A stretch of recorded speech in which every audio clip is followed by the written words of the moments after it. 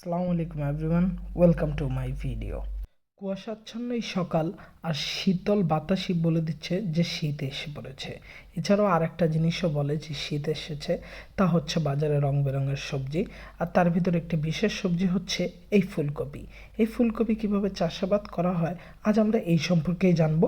Coffee চাষাবাদকে আমরা তিনটা স্তরে ভাগ করেছি। প্রথম স্তর চারা তৈরি করা, দ্বিতীয় স্তর সেই চারা রোপণ করা, আর ফাইনাল স্তর হারভেস্ট। তো চারা তৈরি করতে হলে প্রথমে চারার জন্য জমি তৈরি করতে হয়।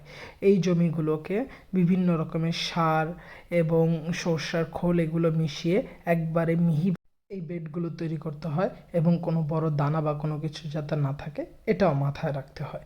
তারপর এখানে ছিটিয়ে দেওয়া হয় বীজগুলো ছিটিয়ে দেওয়ার পর দেওয়া হয় একটু পানি।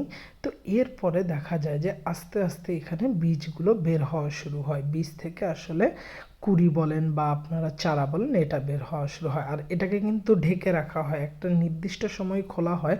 তারপর যখন এইভাবে বীজ বের হওয়া শুরু হয়, এখানে আগাছা পরিষ্কার করে দেওয়া হয় আর তারপরেই হয়ে যায় চারা। এই চারাটা পরিপক্ক হতে লাগে 20 থেকে 21 দিন সময়। আর এরপর যখন এটা উপযুক্ত চারা হয়ে যায় রোপণের জন্য, তারপরেই এই চারাগুলোকে উত্তোলন করে বিক্রি করা হয়।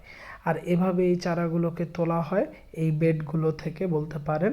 এবং এই বেডগুলো থেকে যখন চারা তোলা হয়, অতিমাত্রায় চারা তোলা হলে তা যাতে সূর্যের আলোতে নষ্ট না হয়ে যায় বা গরমে, তাই এগুলোকে পরবর্তীতে ঢেকেও দেওয়া হয়। চারাগুলোকে এক এক মোঠাতে প্রায় 100টা করে চারা তারা উত্তোলন করে থাকে সাধারণত।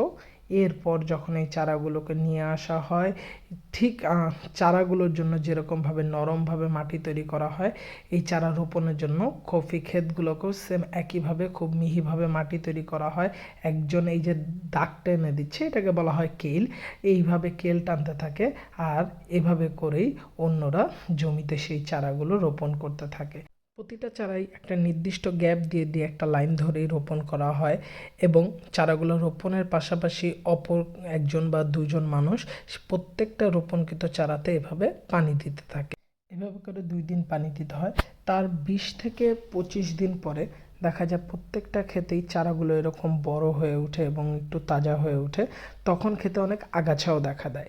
এই আগাছাগুলো দূর করার জন্য প্রত্যেকটা ক্ষেতে এরপরে দেওয়া হয় একটি করে নিড়ানি দেওয়ার পরে প্রত্যেকটা ক্ষেতে সার এবং পানি দেওয়া হয়।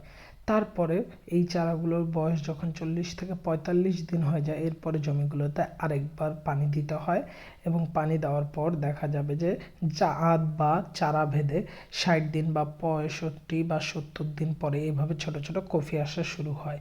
আর এরপরে কফি খেতে আরেকবার প্রয়োজন হলে কিছুটা পানি দেওয়ার পরেই 70 দিন 75 চারার বয়স হলে কফি চলে আসে। আর তারপর এই কফিগুলো কেটে নির্দিষ্ট হাট বা আড়ত বা ক্রেতার কাছে বিক্রি করা হয়। আমার এই ভিডিও আপনাদের যদি ভালো লেগে থাকে তাহলে প্লিজ আমাকে লাইক, কমেন্ট এবং শেয়ার করে সাপোর্ট করবেন। আর আপনারা যদি চান আমি বাসায় কফি চাষ করা পসিবল নাকি না এটার একটি চ্যালেঞ্জ নিয়ে আপনাদের দেখাই, তাহলে আমার এই ভিডিওতে যদি আমি আগামী 3 দিনের ভিতর 30টা কমেন্ট এবং 60টা রিয়াক্ট পাই, আমি এই চ্যালেঞ্জ অ্যাকসেপ্ট করব। Thank you for watching my video. Assalamu alaikum everyone.